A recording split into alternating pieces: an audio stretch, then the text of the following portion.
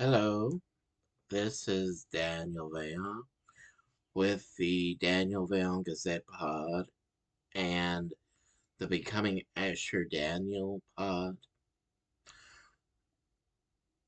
I didn't really know if I still had that podcast up or not, but regardless of that, I use this I use this to pre-record videos on both for both, and I just thought I would pre-record videos so that I don't get nervous in the middle of my YouTube videos.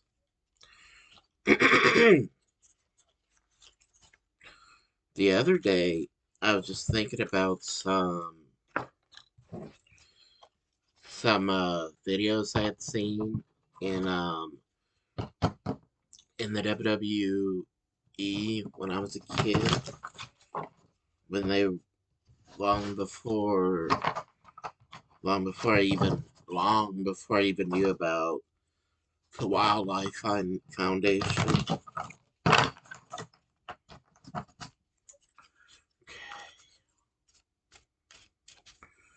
But as I'm recording this, I'm realizing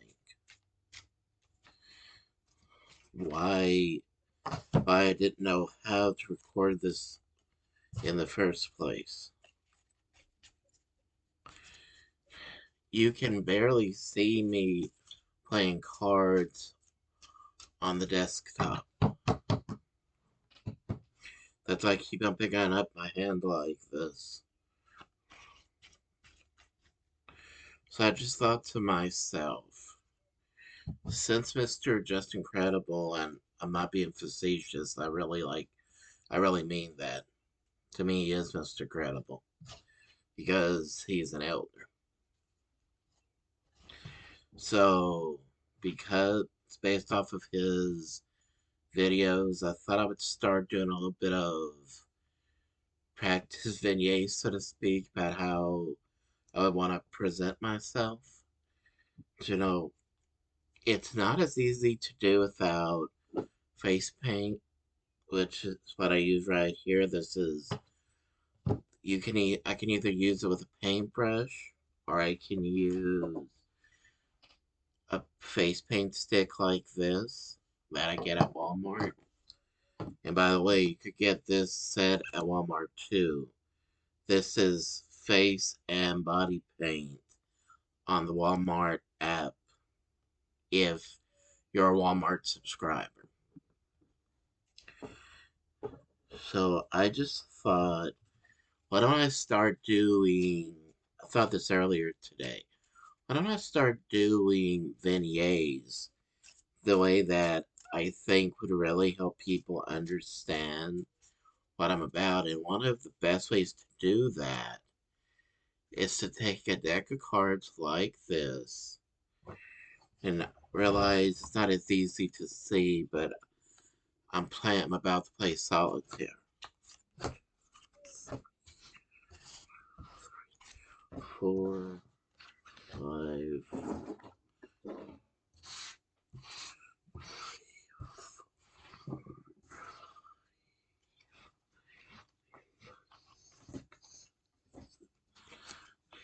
And purpose of this is to share this. Hi.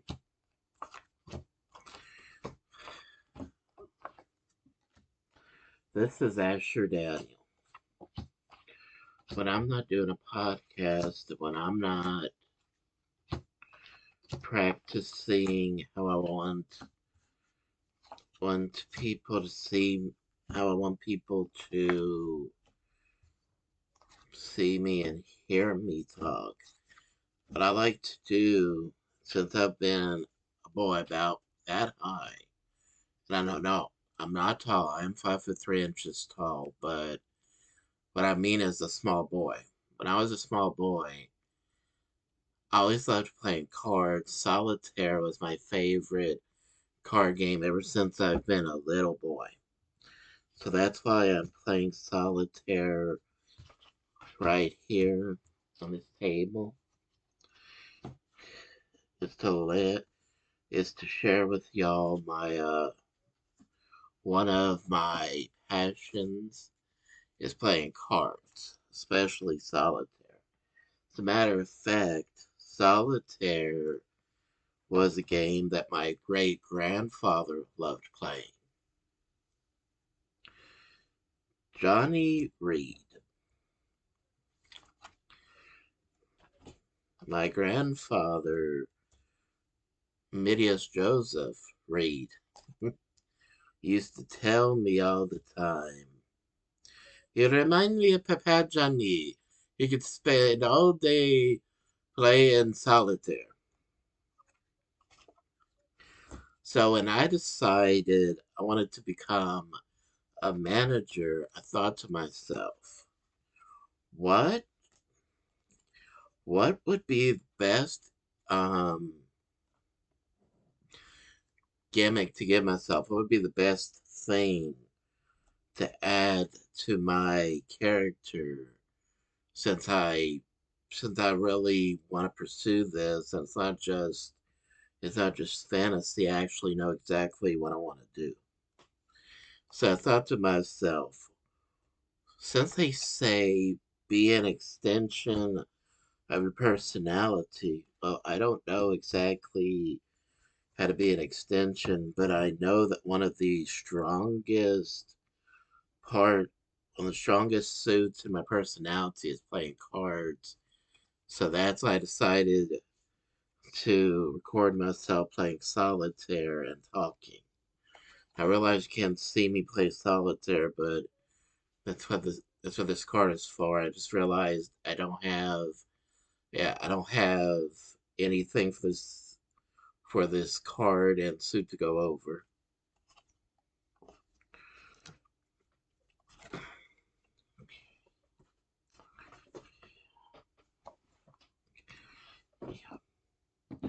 I just picked up two aces. It's always standard to pick up the aces, put them above where the card above where the other cards are. Just put the card that you don't need on the side. Hmm.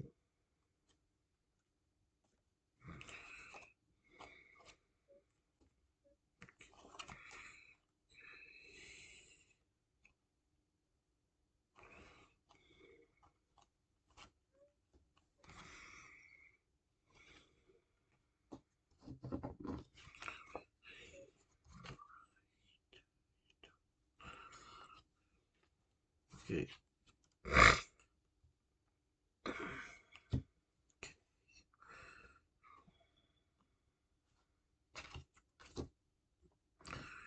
All right. So I'm gonna do some more.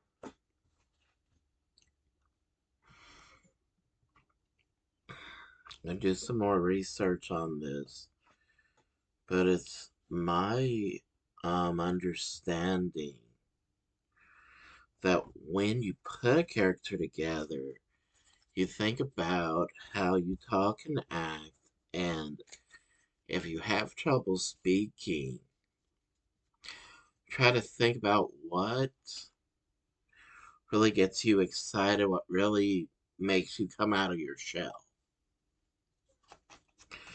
Well, for me, playing solitaire has always made me happy and has always made me more excited because I love playing solitaire. So that's why I decided to use solitaire as a part of my practice here on here in this video right here. So now, yeah, the purpose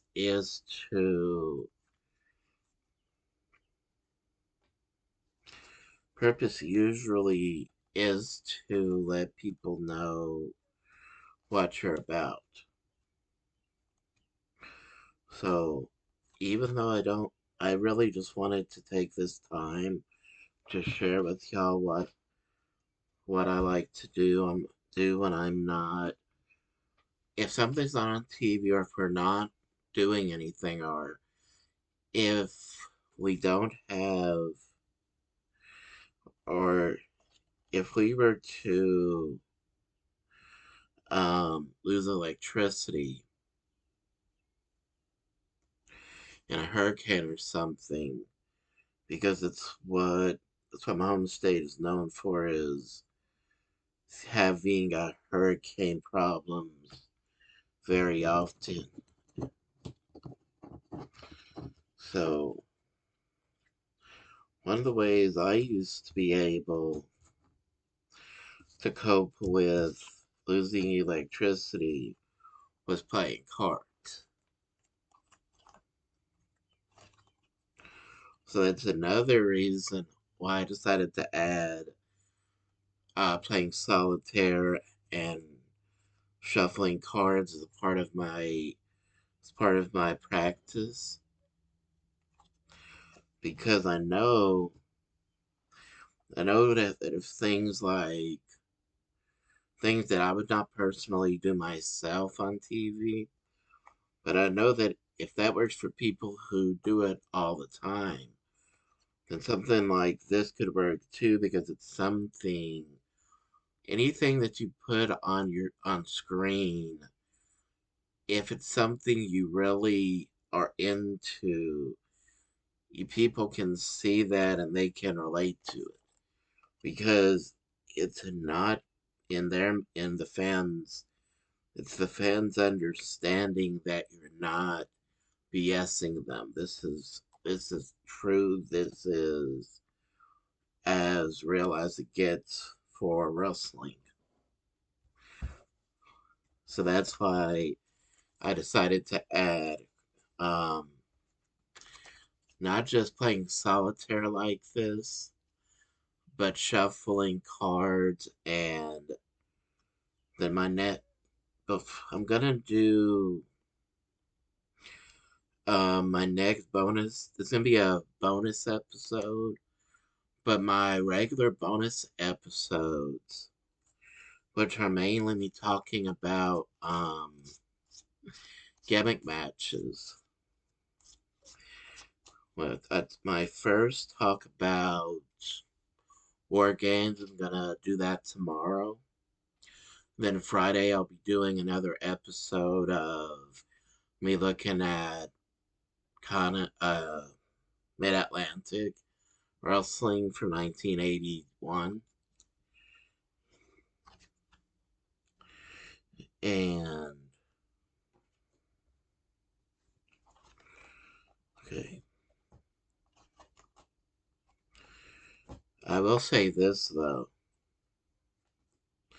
Since this is like a bonus episode in itself, I will say this.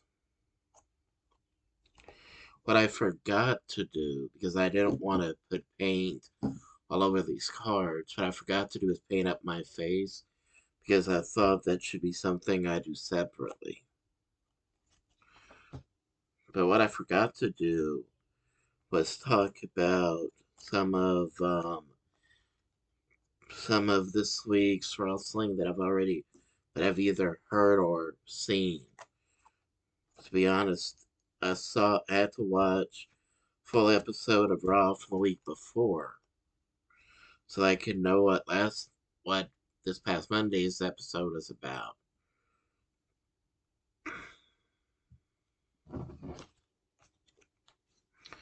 So it's really interesting what they're doing with CM Punk and Seth Rollins and now Roman Reigns, which I believe that all started the uh the night of Royal Rumble.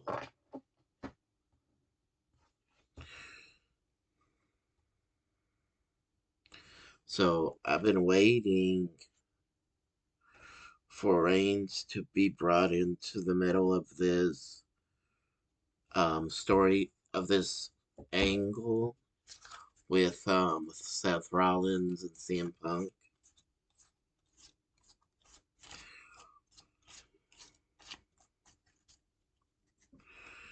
So people say what they want to about John Cena's heel turn,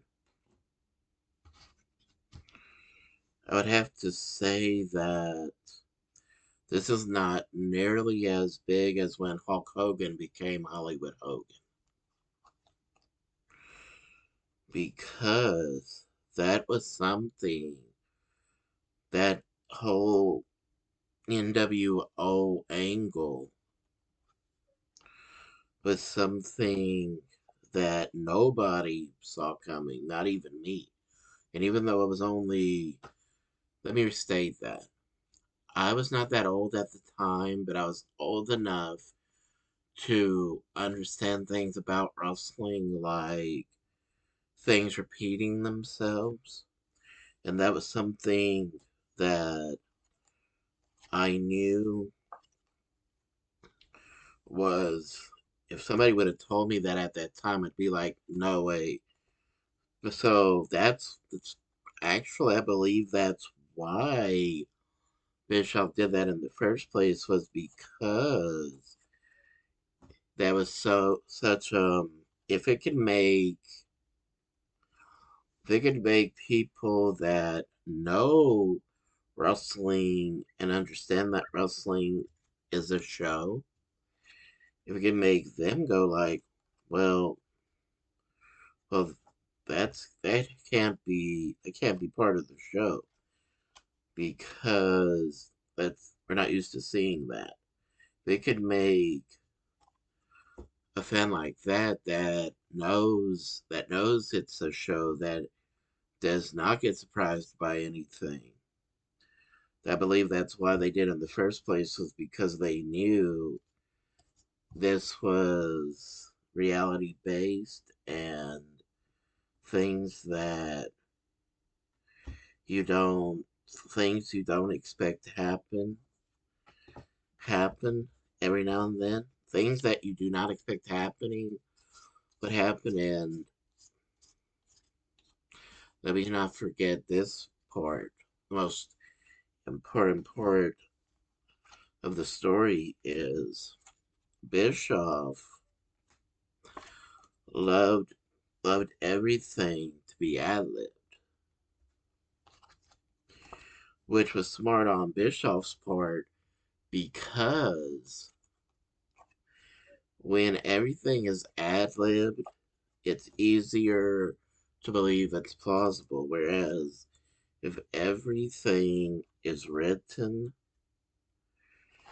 and there is no creative freedom, then look what happened to the WWE. And I'm talking about long after the ratings war was over. Look how many people stopped watching wrestling or WWE, not just because it was PG, not just because of that. A lot of people stopped watching it because it was too easy to see what was happening next. So when you look at it in that way, there was actually, I would say it's genius on Bischoff's part, but at the same time, I would say that, of course, it worked, because at the same time, it came off as genius from Bischoff's part. It also is the way that wrestling used to be done when Eric Bischoff grew up, or when my parents grew up. So, although I would say it came off as genius, it was also, that used to be the way it was done. So, as much as it came off as genius, it was also foundational. It's the foundation of the business. People tend to overlook, is that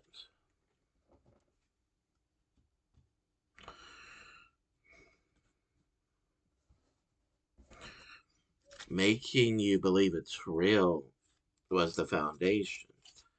Now, yes, I do agree that kayfabe was a real big danger for a lot of people.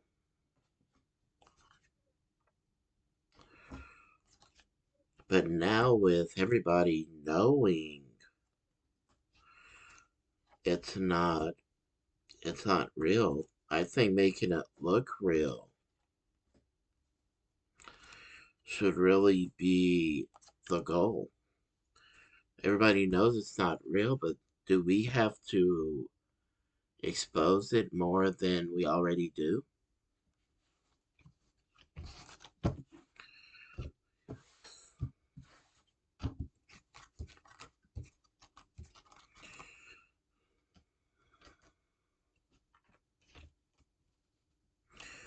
I mean, do we have to be so ridiculous that it makes the cynical fan, or the jaded fan, as it's called, to be even more jaded and um more turned off by it than they were before? Do we really want to do that? No. I've not gone through any official training, but when you have trainers telling you, and I have at least one trainer telling me to to do video. I had at least one trainer encourage me to practice how I want to present myself before I go to training school. So that's what this is. Now, I have not always been good with structuring everything, so to know how to paint up my face and shuffle my cards and play solitaire or play another game would be 2021. Doing that is not something doing both together is not something I'm accustomed to, but I'll do my best to give y'all to give y'all content that I think y'all would like.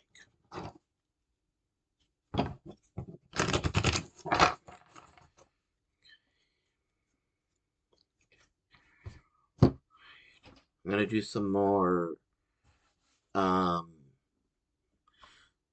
I'm gonna continue this on StreamYard after I press end right here.